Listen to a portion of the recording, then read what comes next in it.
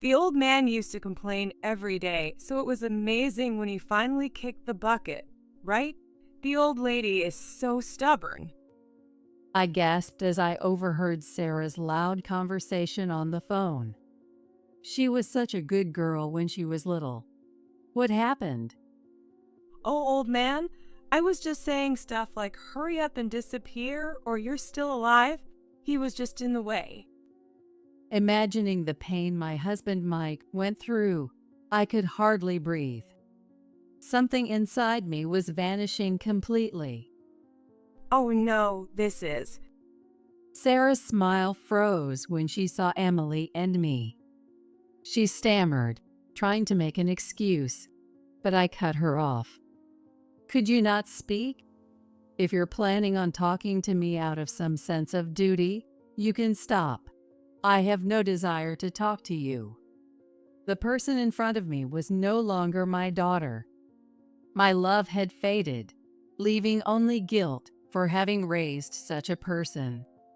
I made a firm decision and took a new step forward. My name is Viola Howard. I'm a 54-year-old housewife.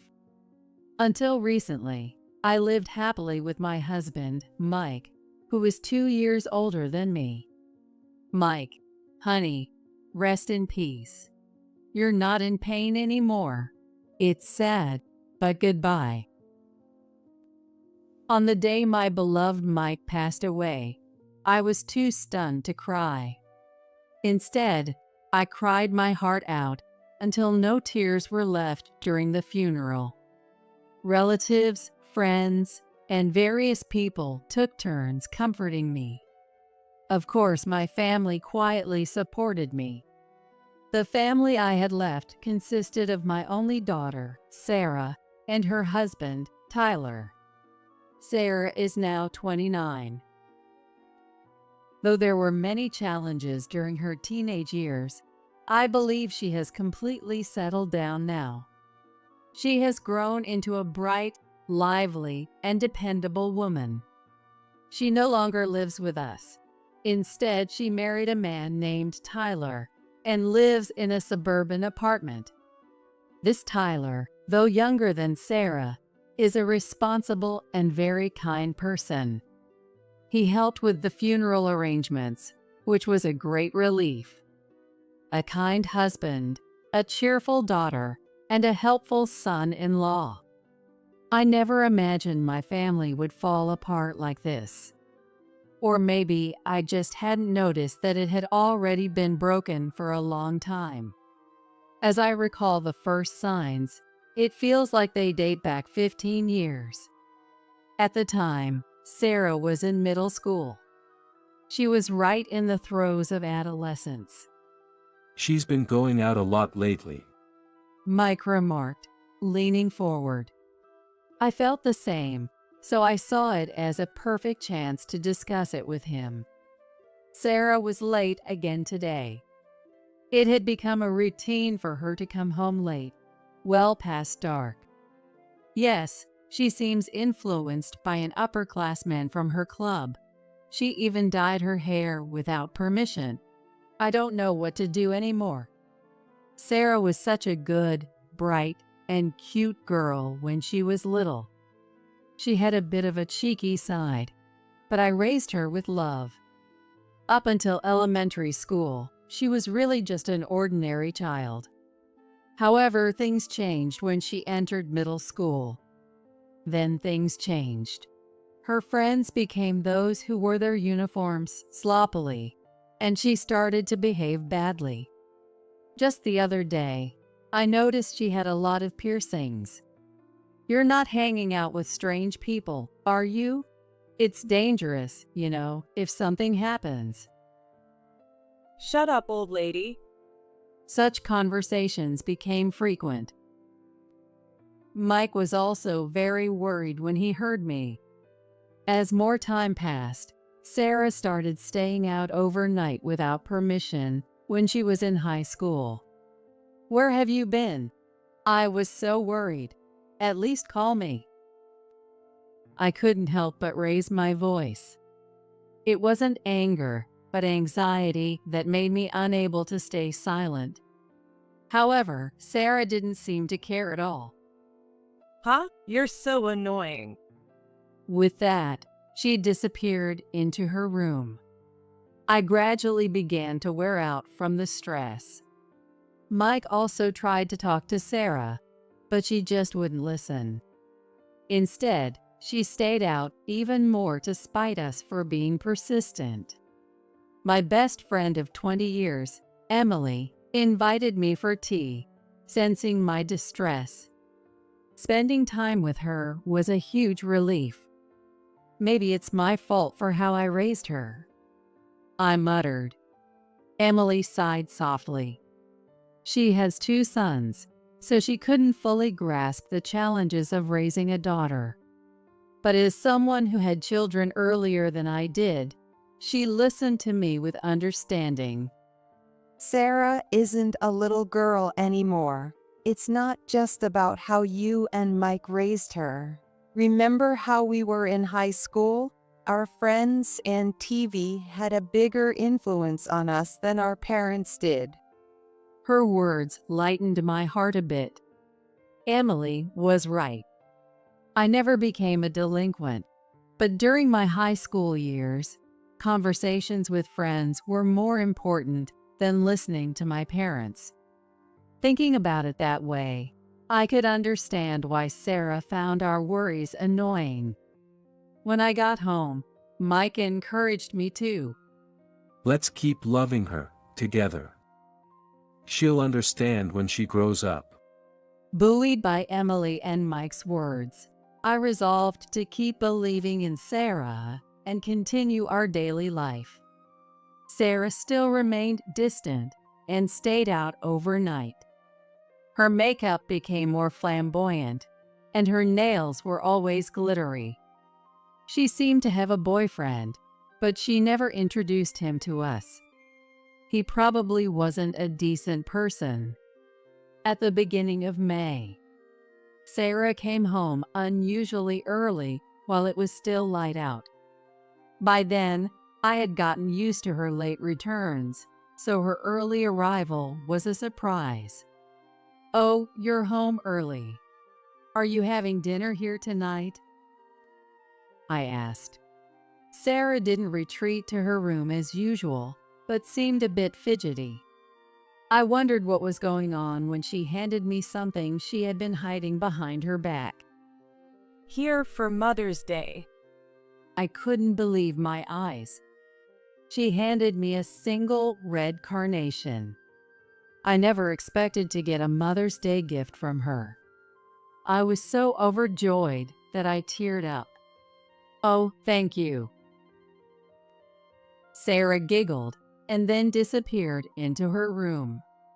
I excitedly put the flower in a vase and proudly showed it to Mike when he got home.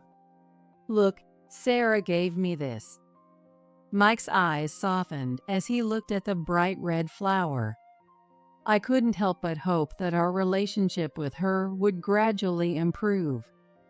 But that night, when I woke up in the middle of the night to use the bathroom, I noticed the light was on in Sarah's room. It was already 2 a.m. Wishing she would go to bed soon, I listened to the sounds around me and heard cheerful conversations. She seemed to be on the phone with a friend. I couldn't help but eavesdrop. You should just work your parents to the bone until they drop. Yeah, just talking to them is a volunteer job. I was shocked by the outrageous things I heard. Unaware that I was eavesdropping, Sarah continued boastfully. Just a little sweet talk and you can fool them easily. I gave my mom an 88-cent flower for Mother's Day and she cried. That was funny. The red carnation I received earlier flashed in my mind. I bit my lip and quietly walked away. The next morning, I woke up slightly earlier than usual and immediately woke up Mike. I needed to talk about Sarah's phone call from the previous night. Mike was stunned by what I told him, scratching his head and frowning. Is she serious, or is she just trying to act tough for her friends? His words reminded me of Sarah's shy smile when she handed me the carnation. Deep down, I wanted to believe that was her true self. Soon, Sarah came down, looking sleepy. Seeing both Mike and me staring at her, she tilted her head in confusion. What's up? Good morning. Seeing her like that, Mike and I couldn't help but smile and relax. We decided to believe in Sarah's sincerity. 10 years later, in his mid-50s, my beloved Mike fell ill. Despite being newly married, Sarah actively helped with his care. It made me happy, thinking Mike was right about her understanding as she grew older. However, Mike didn't seem pleased with Sarah's visits. Curious, I asked Sarah about it. Dad seems to think he's being a burden to me. I see, I thought. Taking Sarah's words at face value, I ended up scolding Mike. It's okay to rely on Sarah. Let her be filial after all the struggles we've had. When I smiled, Mike looked sad and unconvinced. After about a year of battling illness, my beloved Mike passed away. He was only 56 years old. I was heartbroken. After the funeral, Sarah held my hand. Why don't you live with us?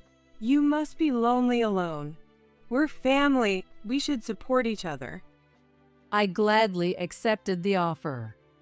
Since Sarah and Tyler's apartment was small, we decided they would move into the house Mike and I shared. We started by clearing out the house.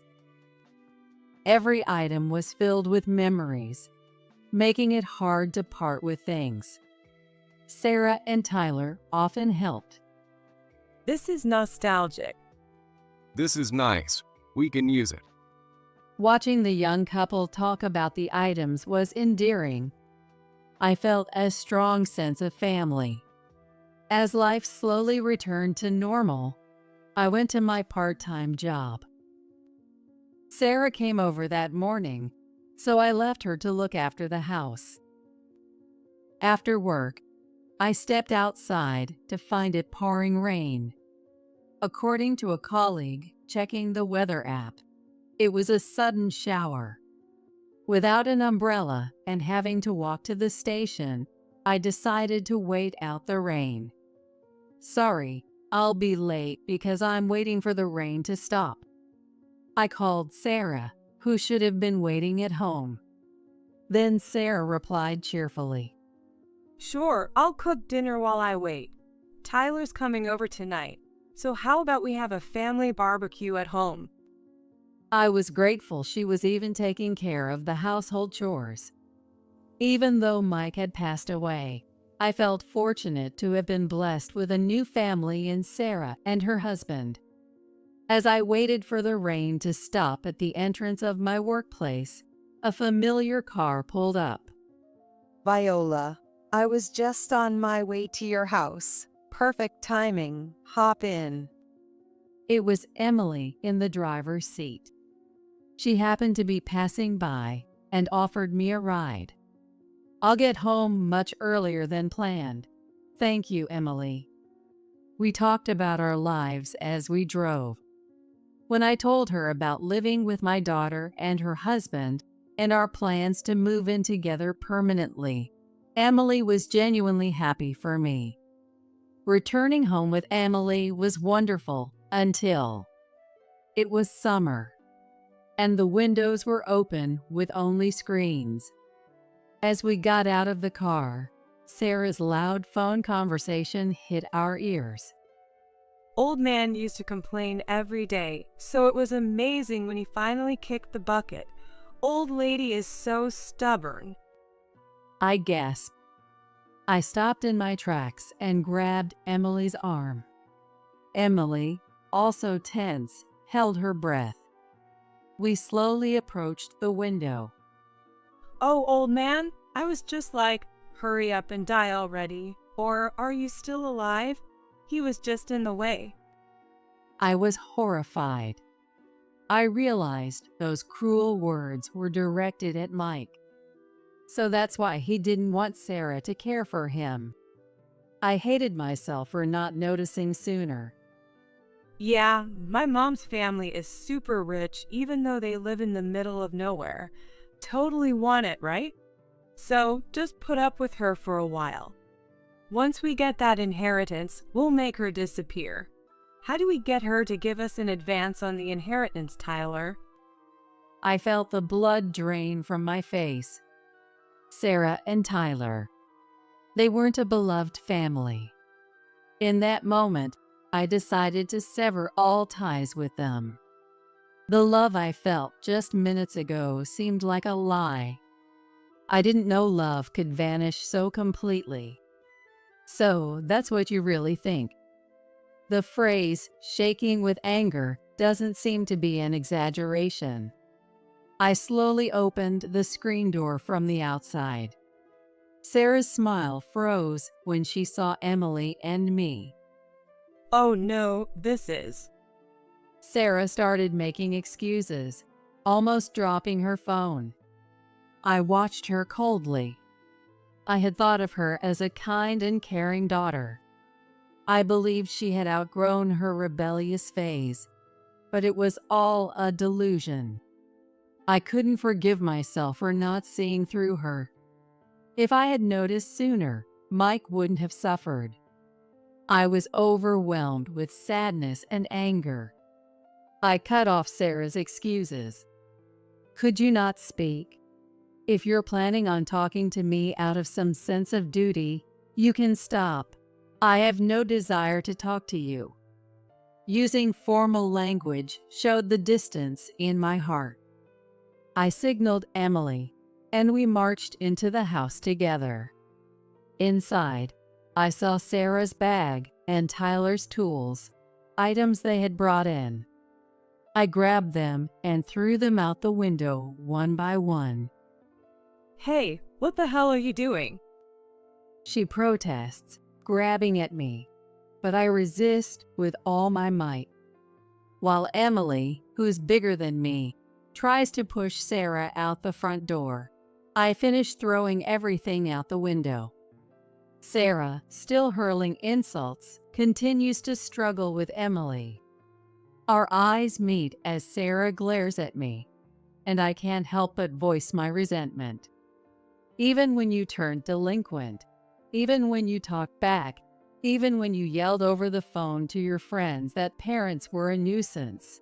Despite all that, I tried to believe in the child I gave birth to, but it was truly in vain. If I had cut ties sooner, I wouldn't have caused grief for my beloved Mike. I feel my cheeks burning, and as I casually wipe them, I notice my hand is wet. Apparently, I had been crying. It was just a joke, geez. I felt a tremendous dislike for her half-smile and twitching face. She broke free from Emily, and with all my strength, I shook off her hand that tried to touch my shoulder. "Don't touch me," I shouted loudly. In the commotion, Sarah dropped her phone.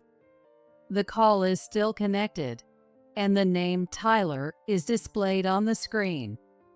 I picked up the phone and, with all my strength, threw it. With what I considered a perfect pitch, the phone flew out the window and landed on the road in front of the house. No, my phone. Sarah screamed and ran to retrieve it. In the meantime, I closed all the windows, locked them, and secured the front door with the chain. Hey, doesn't Sarah have a spare key? Won't she bring that rough-looking husband of hers? Emily's words made me freeze.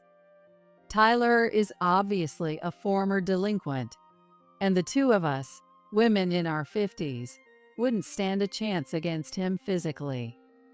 Following Emily's suggestion, I sought help from those around us. Neighbors and Emily's sons came rushing over, and we decided to stay together. Naturally, I also decided to stop living with Sarah and her husband. But that's not all. I've resolved to leave this house and move far away. I want to go somewhere they can't reach. I never want to see them again. I want to move to a place where we won't run into each other by chance. So, I first call a buying service, not a moving company.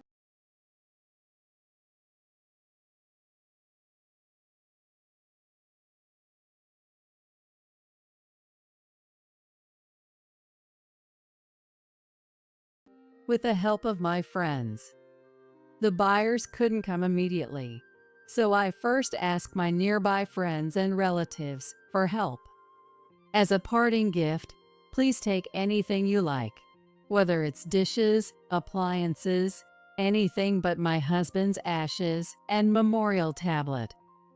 Few people could come that day, but once I mentioned that items would be given on a first-come, first-served basis, some rushed over. I also called out to the neighbors who were present. Feel free to take anything you like, even the TV or refrigerator. I'm starting fresh with all new things. I pack valuables that I don't want to be taken into a travel bag. The neighbors happily take away items like bookshelves and a relatively new vacuum cleaner. As night falls, relatives and friends arrive in droves. They eagerly choose nicer pots and Mike's golf equipment, asking, "Are you sure?" with delighted expressions. I'm glad to see them happy, much better than letting the heartless Sarah and her husband take them. As people are busy packing the mementos, a loud car pulls up outside. As expected, Sarah has returned with Tyler. They probably came to beg for forgiveness. Through the window, I see Sarah holding what looks like a cake box as a peace offering. Thinking that cake could make up for everything is beyond ridiculous. The two seem bewildered by the number of cars parked around our house and the many people coming and going. I stand up and head to the front door to chase them away. What the hell is this? No way, that bag is the one I wanted. Sarah turns pale at the sight of the appliances and my branded bags being taken out. Tyler stands stunned in the doorway. Thief! Thief! Sarah tried to grab the couple carrying the TV, but everyone stopped her. Everyone here had heard about Sarah and Tyler's misdeeds from me and Emily. No one was going to listen to them now. Sarah was still screaming, "Thief! Thief!" But to me, she and Tyler were the real thieves, stealing my time and love. Get out! Don't touch anything in this house. Everything here belongs to me and Mike's loved ones. There's nothing here for heartless people like you. I shouted with all my might. But Sarah and Tyler didn't leave. In fact, they tried to come inside, so I decided to take the final step. I called for the people waiting in the other room with Emily, John, Mary. Seeing the people who came out, Sarah's face twisted in fear. Tyler's eyes widened, and his mouth dropped open. It was because the people standing there were Tyler's parents. Since they were from her husband's family, Sarah knew them, of course. I found their contact through a Christmas card and explained the situation over the phone, and they rushed over. I felt the need to apologize for raising such a daughter. But Tyler's parents were sympathetic. Apparently, they had also shed many tears over Tyler's behavior. Tyler's father, who had come to the front door, approached him silently with a fierce expression. He grabbed Tyler's arm firmly. Ouch. Let go. Tyler was dragged out by his father. His father worked in construction and was very strong, leaving Tyler unable to resist. Tyler's screams were met with silent determination as his father marched him out. Sarah was also forced out by several people. My relatives and Mike's relatives took the lead and were able to drive her away with words. "Leave now. There's nothing here for you. You already took the cash from Mike's inheritance as severance. Don't come back. Even if you do, you won't be let in. You're nothing to us now. Got it?" I slammed the door and collapsed to the floor.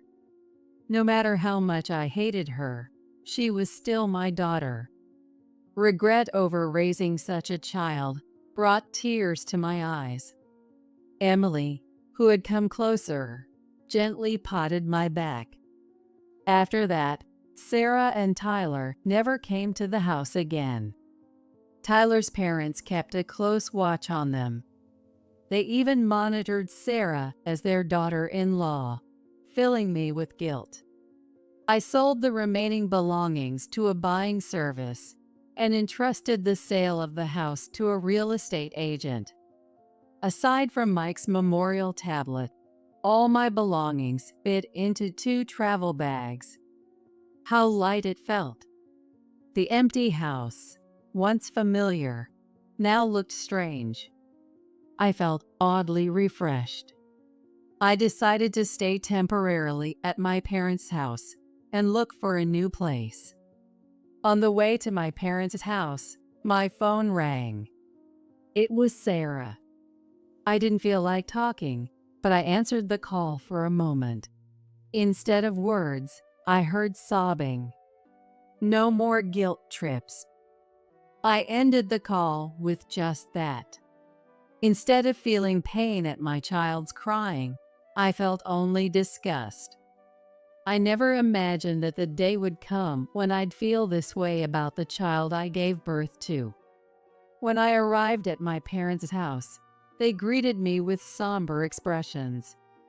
I would now live in the room where I had spent my childhood. I cried alone, quietly. I cried all night and watched the sunrise without having slept at all. The brightening sky outside the window was so beautiful, reminding me of the sunrise I saw on the mountaintop the day Mike proposed to me. Mike and I used to love hiking when we were young. The sunrise that day felt like Mike was pushing me forward. I decided to move far away without telling Sarah my new address so that she can't visit me. My parents are now my only family. Sarah, Tyler, and any future grandchildren are strangers to me. Although I had made up my mind, Sarah wasn't solely dependent on me. She still had both sets of grandparents, my parents and Mike's parents. After I left, Sarah, now free to move around, first sought help from Mike's parents, who I considered my in-laws. However, having heard everything from me, Mike's parents were furious and drove her away. Even though she was their precious granddaughter, they couldn't forgive her for the cruel words she had said to their ailing son. It was understandable that they didn't want to help her after learning the truth. Hearing this from Mike's parents, my parents and I prepared ourselves. We figured Sarah's next move would be to come here. Worried about my fiery temper, Emily rushed over to support me. It was 2 days after receiving the call from Mike's parents. While discussing future plans, we heard the familiar roar of Tyler's car engine. There's no doubt about it, that's the sound of Tyler's car. I didn't expect them to arrive so soon, but it saved us the trouble of waiting for days. We didn't open the door, and instead had my mother handle them via the intercom. Sarah, looking a bit gaunt, spoke through the intercom. "Grandma, it's Sarah. Mom misunderstood and we had a terrible fight. Please help me make up with her. Hearing her say, "I misunderstood," nearly made me explode with anger. My sadness was swept away by the intense rage. Emily tried to calm me down as my face turned red with anger. Viola, calm down. Let's go. I stood in the entryway, breathing heavily, waiting for them. Sarah, unaware that I was inside, probably waited for the door to unlock. On my signal, Emily swiftly opened the door. Grandma, Mom. Sarah, smiling as she tried to enter, froze when she saw me. It was my parents' house, so she should have expected me to be there. "Get out." As I shouted, Emily slammed the door shut and locked it. Sarah and Tyler panicked on the other side, but I didn't care. I yelled loudly enough for them to hear clearly through the door. I no longer have a daughter. Anyone who tells her sick father to disappear is not the precious, beloved daughter I once loved. You are strangers to me now. Get out. There was one thing I didn't say, but kept to myself. That sentence was, "I wish I had never given birth to you." No matter how much I felt it, I knew as a parent that it was the one thing I could never say. How much time passed. After a while, the sound of the engine started again, and the two of them left. I instinctively knew that I would never see them again. I've lost everything. Mike and Sarah.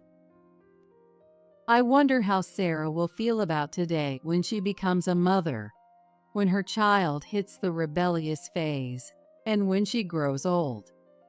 Emily hugged me as I collapsed and cried. My parents, also tearful, comforted me. Even though I had to cut ties with Sarah and Tyler, I was relieved to know I still had people who cared about me. Hello? Oh, it's awful. Sarah and Tyler got divorced. They seemed so in love, but I guess it was all so shallow. Later, I received this news from Emily. She seemed surprised, but I wasn't at all.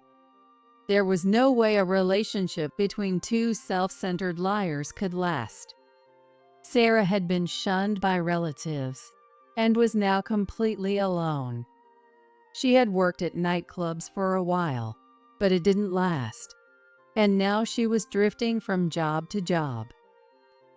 She might want to escape the judgmental eyes of her hometown, but she didn't have the money to move right away after the divorce and cutting ties with her family. It seemed she would be facing hard times for a while. Sarah was such a beauty, but now she's a mess. Without makeup, she doesn't even have eyebrows. She's like a different person. Even hearing this, I felt no pity. I only wished she would suffer for a long time. I realized that I had finally moved on for real. Thanks for letting me know, but I don't need any more updates. She's no longer my daughter. I should have realized it sooner. Do you think if I had raised her differently, things would have turned out better? Emily pondered my question for a moment. Then she spoke carefully. I'm sorry, I don't know. That's something only Mike might answer. If you ever see him again, ask him. He loved you so much. No matter how long you live, I'm sure he'll be there to welcome you on the other side. Her words, understanding me so well, were comforting. I thanked her sincerely. Since the encounter at my parents' house, I hadn't heard directly from Sarah. I had blocked her number, and she hadn't tried to contact Mike's parents either. I was sure we would never have any contact again, except maybe when one of us crossed the Rainbow Bridge. I heard that Tyler had also left town. As a result of Tyler's parents being genuinely furious about the recent events, he was sent to work at a distant construction site where he had to live on site. Rumor had it that he wouldn't be back for at least 10 years. I hoped he would suffer and reflect on his actions too. Hey, where should we live next? I want a place with a beautiful view. I spoke to Mike's portrait.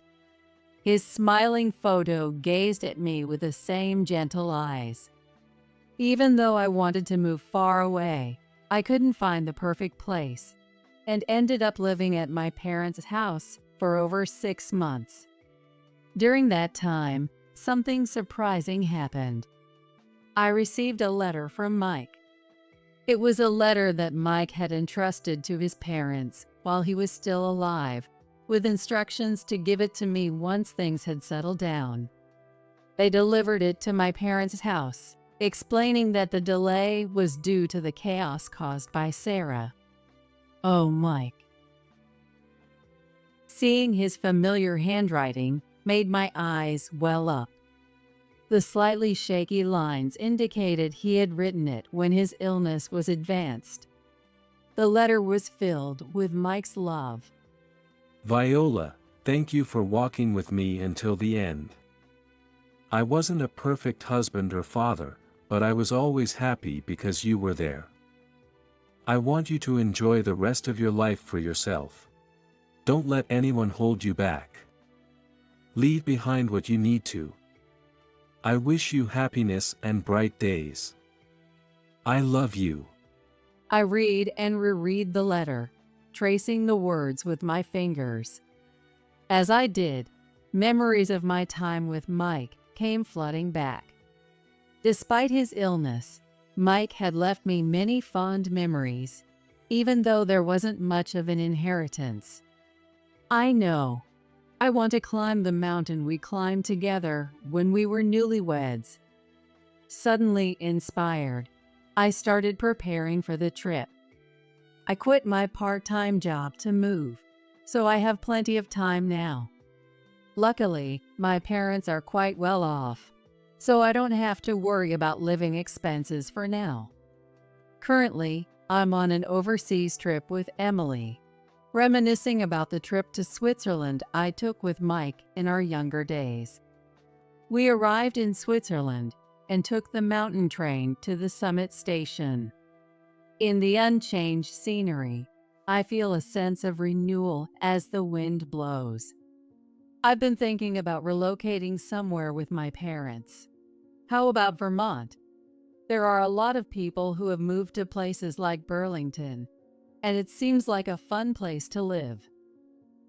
I share my dreams while enjoying the cool Swiss breeze. Maybe it's because I'm far from the US, but the air seems different here. Emily chuckles and responds, Where I live is pretty nice too, and it's cool there. There are quite a few older folks, so your parents might find it comfortable.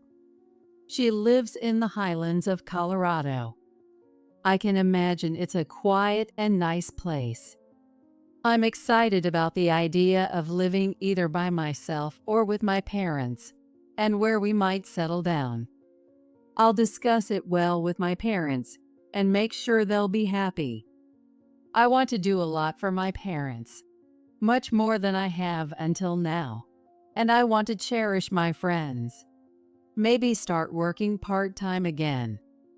The sunrise viewed from the mountain hut is beautiful, filling me with a sense of a bright future.